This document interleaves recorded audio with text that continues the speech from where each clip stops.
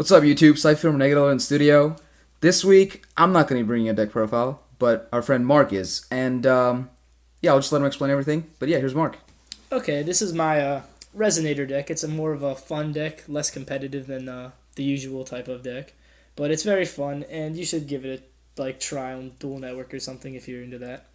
And okay, here's the tuners. I'm gonna start off. 3 Dark Resonator. They're helpful. They are not destroyed once by battle per turn. So if they're in defense mode, it could be like a pretty nice wall sometimes if you need that. 3 Creation Resonator, a very good card, helpful for getting Red Nova Dragon out. Its ability is you can special summon it if you have a level 8 Synchro on your side of the field. So very useful if you have that and Barrier Resonator in your hand. And the next tuner is in fact buried. 2 Barrier Resonator, just 2, because they're not 3-star. They're only used for really getting Red Nova out. You can go for Iron Chain Dragon if you need to. I wouldn't recommend it as much. It's also useful because it's a light, and you'll see why that's useful later. These are more of the monsters now. 3 Cyber Dragon. Good because you can special summon them when your opponent has a monster. So if you need to just... this is meant for quick synchro summon, so you send out Cyber Dragon and then a tuner and you synchro summon and everything's good. It also has another thing that's you'll see in the extra deck. If you don't know about it, it's Chimera Tech. And 3 Vice Dragon, basically the same thing as that last one except dark. And here's why you want to use only dark and wind and light, because I'm running 2 Dark Simorgh. Very good card. Your opponent can't set cards once this hits the field.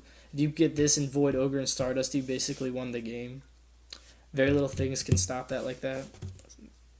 And then BLS, most of you might not want to use this card because I know it's a little pricey, but I got it from a friend for a good trade, and it's really, it's won me some games. It's fun to top deck and be a hero like that. So I'll move on to the spells. Here are the staples. I have a Monster Reborn, Heavy Storm, Dark Hole, and MSTs. And you should probably know what they all do, so I won't get into detail about what they do. And then I have 3 Resonator calls. It's a fetch engine for any Resonator. I can grab anyone I need at the time. So if I have like a Dark Simorgh and or if I have Dark Simorgh and a Vice Dragon and I want to get Dark Simorgh out, I can fetch a Creation Resonator and then Synchro and then make a Dark Simorgh, and then that's pretty good sometimes. 3 Instant Fusions. This lets you special fusion summon from your extra deck a 5-star or lower fusion. It's really useful for synchro summoning, because especially if I already have a synchro out, because Vice Dragon and Cyber Dragon, they need to be the only monster out. Like I can't have anything else, so if I already have a synchro, this will be the thing that will get you another monster out like that.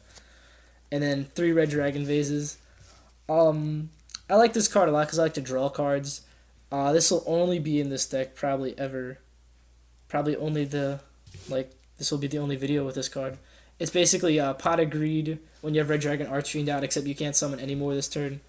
But I really like it in this deck. It's won me a lot of games because I play one and then I'll get like 2 cards and then it's another one. I'm like, oh my god. And then you win next turn because you have like BLS and Dark Simorgh and stuff like that. And these are the traps. I have the Solemn Duo, very good cards. 2 Mirror Forces, they save the day when you're about to die. 2 Call of the Haunteds. I'm running Call of the Haunted because it's a problem sometimes when you have because you're trying to synchro summon and Vice Dragon and Cyber Dragon get in the grave.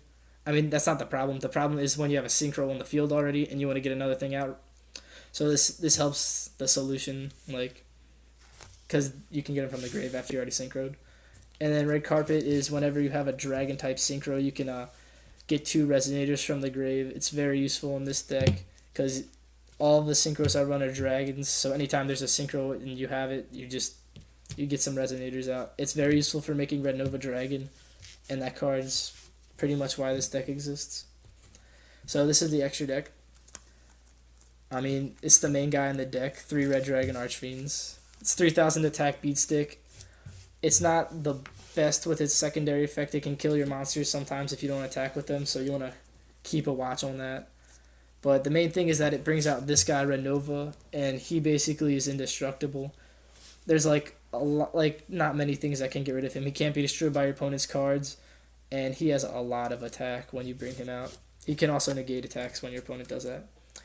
Dark End Dragon. Best card. This card's really necessary in this deck, especially if you're playing. You don't know who you're playing sometimes. If they use creature swap and they take your red dragon, red nova, this card is, like I said, it's hard to get rid of that thing, but this is one of them that can, because this sends cards to the grave. This can also get rid of Stardust and other problems like that.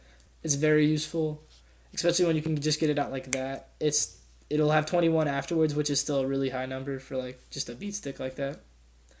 Iron Chain Dragon, I don't like it that much.